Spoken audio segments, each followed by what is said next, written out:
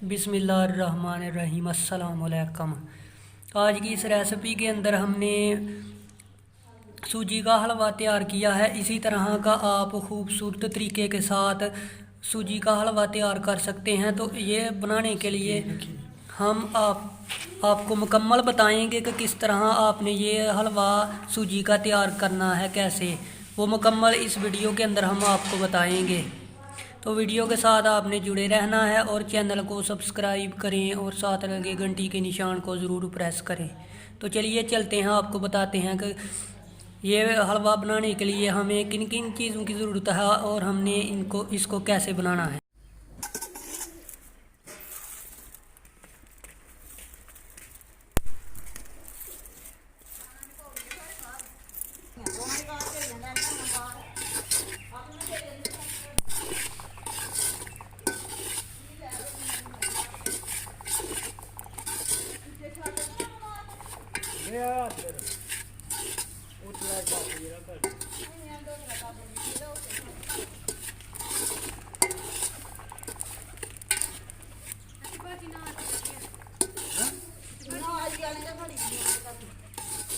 नहीं होना दे शुरू हो गया तो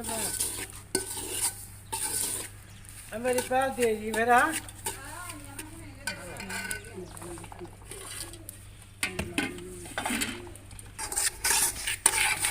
ठीक है, नहीं ब्रो तोड़ कर लिए कुछ पुल लिए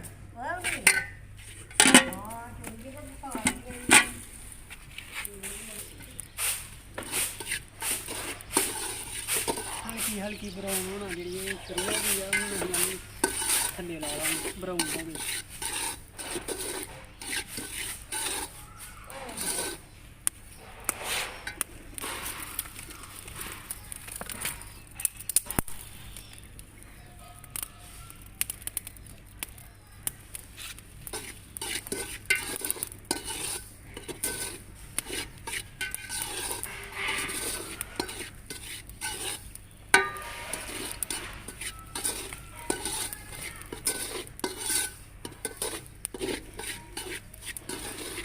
आगे तो हो गई है, अब आगे तो मैं क्या नहीं तेज फिर तो पर बजा के शॉर्ट करना तो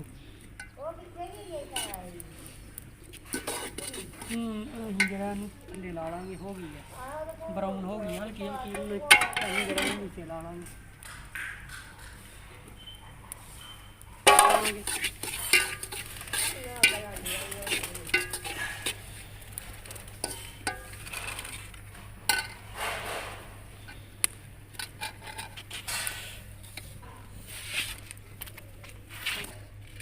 ये नहीं बाहर निकाल लिया हूँ नहीं ये कप जो पानी पावे, एक कप चीनी पावे, उन्होंने घोल के घी पावे, फिर फिर जो हलवे तैयार करा पतीले में।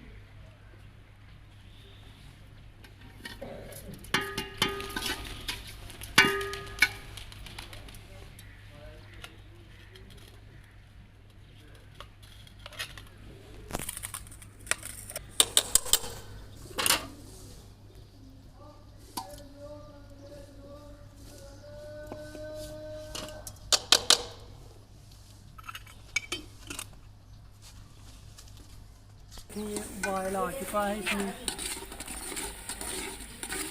इसके अंदर उबाल आ चुका है। अब जो है इसके अंदर हम सूजी को ऐड करेंगे।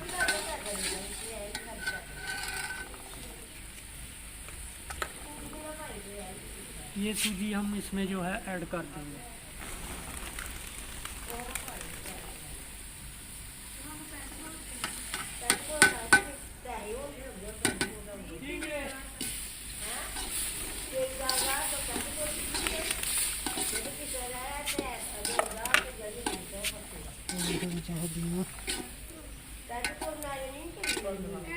थोड़ा सा पानी इसमें और डाल देंगे, थोड़ा सा।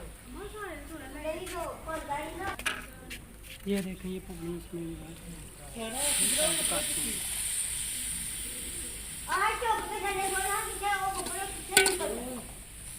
थोड़ा सा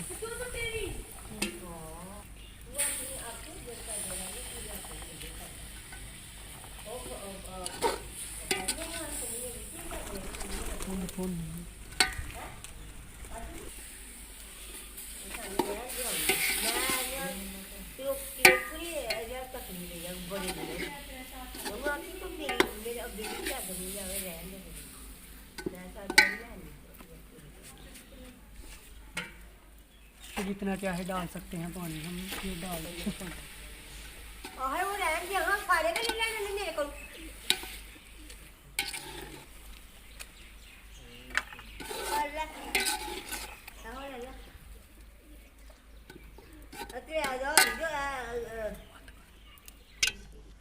इसको हम एक ट्रे के अंदर जो है निकाल लेंगे। हमारा जो सूजी का हलवा है वो बिल्कुल तैयार हो चुका है।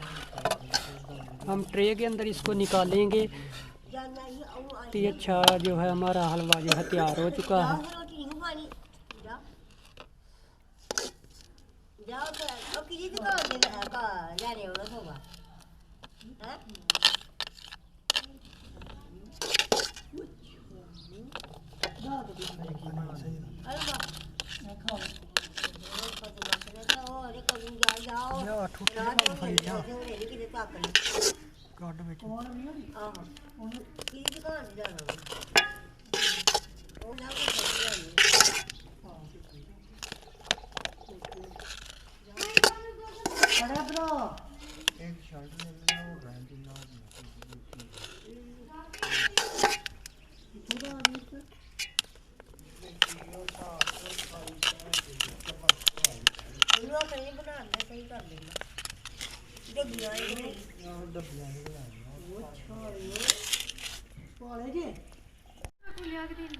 हाँ भाई शहाद, कैसा बनया हलवा? मज़ा आ गया हलवे का।